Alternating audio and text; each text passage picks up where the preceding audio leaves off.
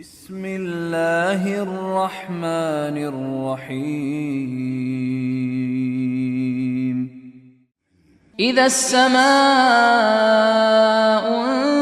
انشقت وأذنت لربها وحقت وإذا الأرض مدت وألقت ما فيها وتخلت وأذنت لربها وحقت يا أيها الإنسان إنك كادح إلى ربك كدحا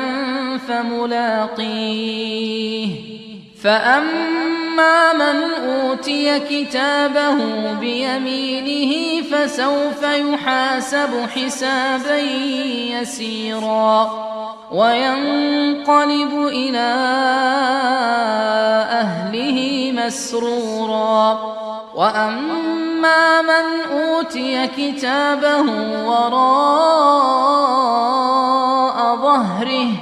فسوف يدعو ثبورا ويصلى سعيرا إنه كان في أهله مسرورا إنه ظن أن لن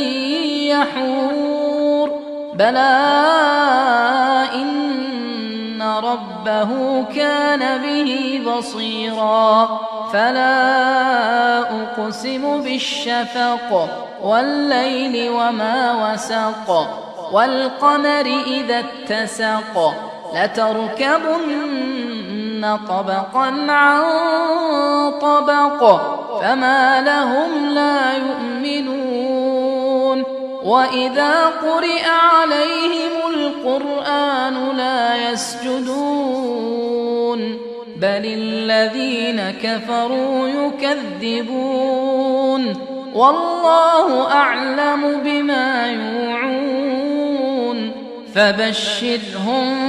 بعذاب أليم إلا الذين آمنوا وعملوا الصالحات لهم أجر غير ممنون.